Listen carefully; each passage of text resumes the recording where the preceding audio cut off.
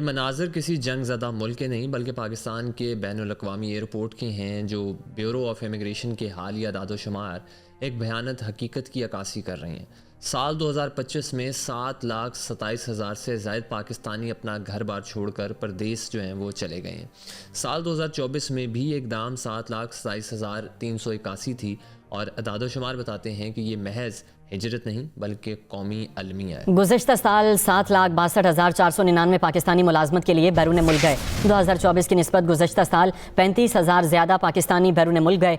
اس report کے مطابق گزشتہ سال 4,65,000 سے زائد غیر ہنرمند مزدوروں نے رخت سفر باندھا، لیکن فکر انگیز بات یہ ہے کہ ملک کا قیمتی اثاثہ یعنی 3795 ڈاکٹرز اور 6,000 کے لگ بھگ مینیجرز، انجینئرز، اساتذہ اور اس سب کے علاوہ 1,03,000 سے زائد ڈرائیورز اور ہزاروں الیکٹریشنز، پلمبرز نے بھی اپنی مٹی سے زیادہ پردیس کو ترجیح دی۔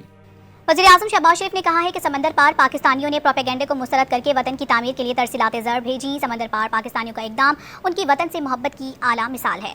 حکمران طبقہ ان اعداد و شمار کو فخر سے پیش کرتا ہے کہ دیکھو ہم نے کتنے لوگوں کو روزگار دلوا دیا، لیکن کیا یہ کامیابی ہے یا ریاست کی ناکامی؟ حقیقت یہ ہے کہ یہ برین ڈرین یعنی ذہانت کا ضائع ہو چکا ہے۔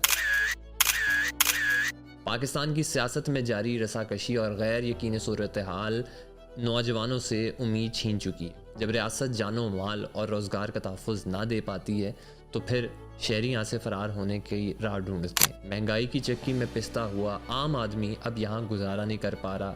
4 لاکھ سے زائد مزدور جو ہیں وہ سعودی عرب اور دیگر خلیجی ممالک جو ہیں وہ جا کر یہ ثابت کرتے ہیں کہ مقامی صنعتیں جو ہیں وہ دم توڑیں گے۔ ہماری 70% سے زائد افرادی قوت صرف سعودی عرب، مطلب کہ 5,30,256 افراد اور قطر جیسے ممالک جو ہیں وہ جا رہے ہیں۔ اگر ان ممالک کی پالیسیز بدلیں تو ہمارا معیشت کا جو دھڑن ہے وہ تختہ ہو جائے گا۔ جب 18,000 سے زائد اعلیٰ تعلیم یافتہ پروفیشنلز ایک ہی سال میں چلے جائیں تو پیچھے کیا بچتا ہے؟ ہم ڈالرز تو کما رہے ہیں لیکن اپنا ٹیلنٹ گوا رہے ہیں۔